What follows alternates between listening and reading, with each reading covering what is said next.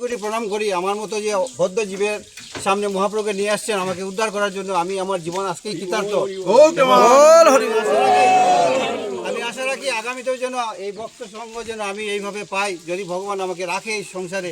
আমি সবার কাছে এটাই আহ্বান করছি, আপনারা সবাই আসবেন আমার এই ক্ষুদ্র কুটিরে আসবেন আপনারা সবাই। হরে কৃষ্ণ কৃষ্ণ কৃষ্ণ হরে হরে, হরে রাম হরে। জয় গৌর, জয় নিতাই।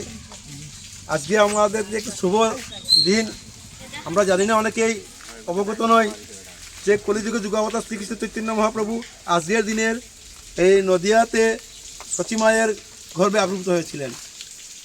জানি আমরা কলিযুগে তিনি একমাত্র ভগবান যিনি কলিযুগকে উদ্ধার করতে পারেন। আজকাল জানি আমরা অনেকেই অনেক ভগবান বাড়িয়েছেন, প্রতারক ভক্তদের নিয়ে প্রতারক করেছেন। সেদিকে কান না দিয়ে আমরা যাহাতে সবাই একত্রিত হয়ে সেই গৌরাঙ্গ মহাপ্রভুর সেই মুখনিসৃত বাণী স্মরণ করে আমরা যেন সবাই একত্র হয়ে ভগবান শ্রীকৃষ্ণের শরণাগত হতে পারি।